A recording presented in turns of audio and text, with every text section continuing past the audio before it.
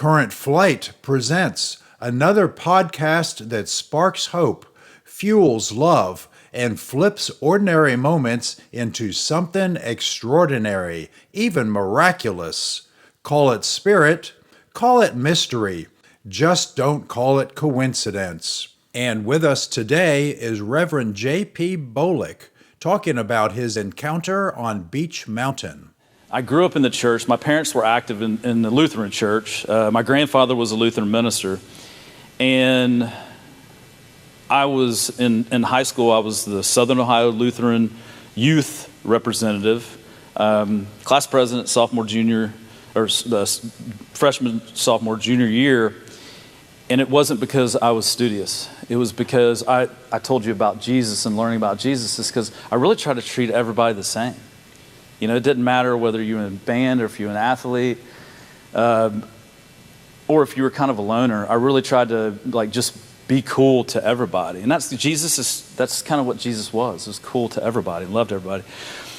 And then I got to college, and I was in biology, and I remember Mendel's law. I remember natural selection and evolution and Darwinism, and there came a moment where I was really struggling. I was like, the church doesn't want to embrace this science.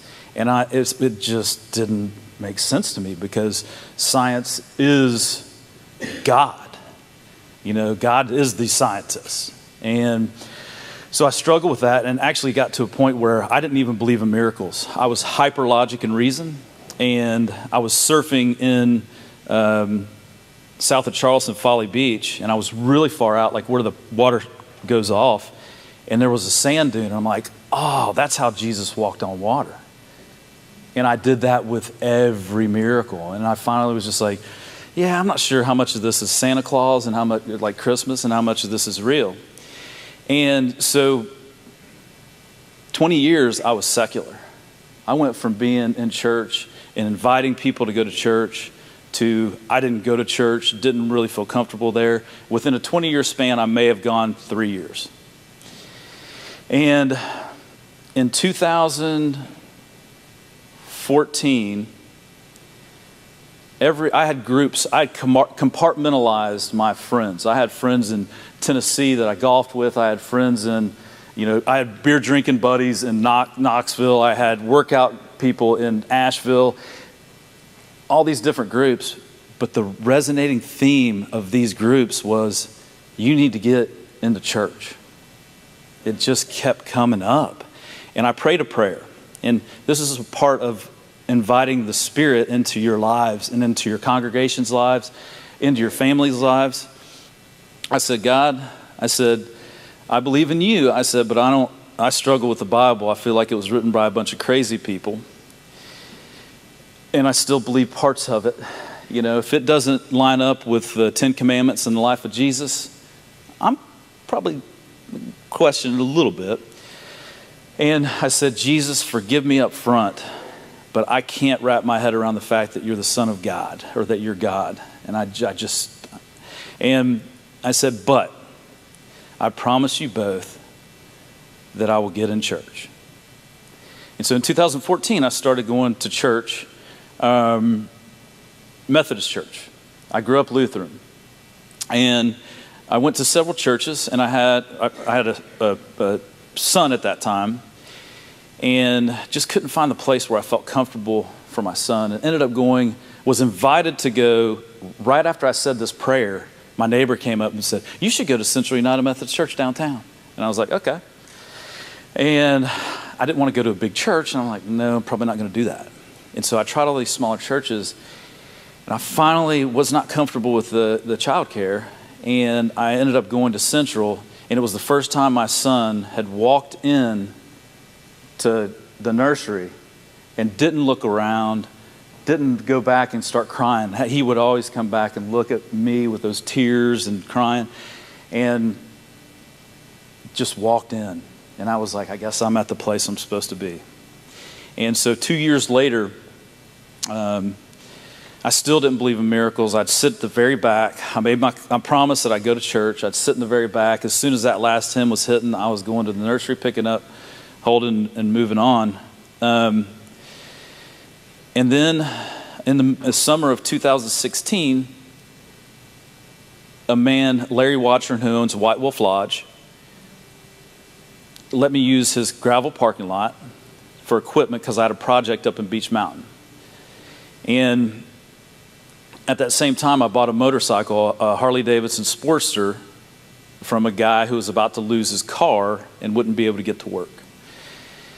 And so, middle of the summer, and then August 15th of 2016 rolled around, and I had a project up in Beech Mountain that I had to go to.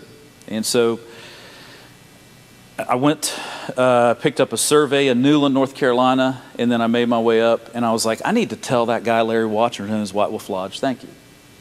And so I dropped off the survey at the codes department. I went and saw Larry. I found Larry, and I said, you know, I want to write you a small check for helping me out. And he was like, well, I don't want any money. And we started talking about charities, and so I ended up writing it to a charity of his. And I shook his hand, and he asked me, can I walk you out to your car? And I'm like, okay, cool. And he said, can I share a story with you? And he told me 3 miracles. And the whole time he was telling me these miracles, in my mind, my logic and reason, I was trying to figure out how he thought it was a miracle, but it was just a coincidence. All these coincidences. And that's what I did. I shook his hand, I gave him a hug, and I told him thanks, and I got in my 4Runner, and I started driving down the backside of Beech Mountain. And I was jamming the music. I always jam to all types of music. And I'm like by myself jamming music, and I see a motorcycle and a guy parked out in a real estate office. And I'm about from here to whoever's in the back to a turn, and I heard, you need to pull in and talk to that man. And I started laughing. I'm like, oh my gosh. When I was in college a long time ago, I was pretty wild. I did some hallucination stuff that maybe you shouldn't do. Yeah, I dabbled in it, and I was thinking I'm having a flashback from 25 years ago. And so I'm laughing, and I keep driving. I get another quarter mile down the road, and I hear, JP, you need to turn around and go talk to that man. And I start laughing again. I'm like, my gosh, I'm losing my shit. And so I kept driving. I was in business, y'all. I mean, I was in business and successful at business as well. And so I laugh, and I get another quarter mile down the road, and I'm going through a sharp turn, and I feel a presence. I can't explain it. And I heard, no, you have to turn around right now. And I said, all right, God, this must be you. I'll turn around. And I'm laughing. I'm like, this guy's going to think I'm crazy. And so I turned around, and I'm driving back. I'm laughing. And the guy is on his motorcycle, and he's about to take off. And I honk my horn. I put my finger up, and I pull in front of him.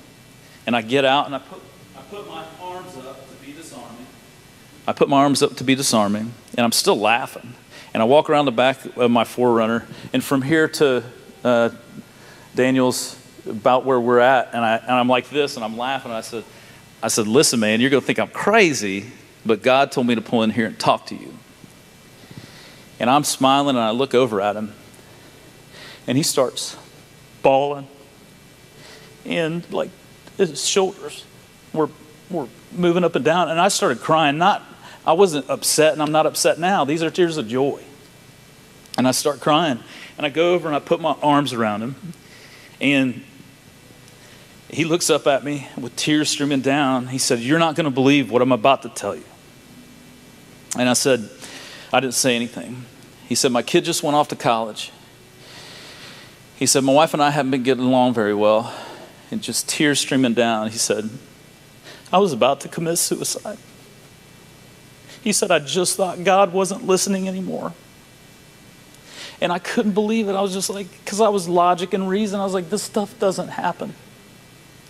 And so I'm holding up, and he points up to the front, the real estate office, and there's an old man looking at us. And he said, that's my father. He said, I drove 8 hours from Georgia to tell him goodbye for the last time. He said, I'm an engineer. He said, I plan everything out.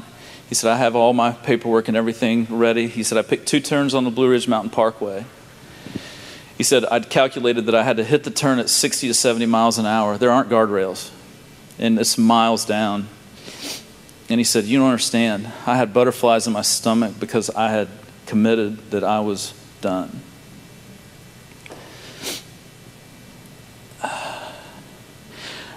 I share this story because I'm blessed just to be here and to believe, and also because the Holy Spirit is alive and well right now. Thank you for joining Current Flight for this podcast. Please go to currentflight.org for more exciting podcasts.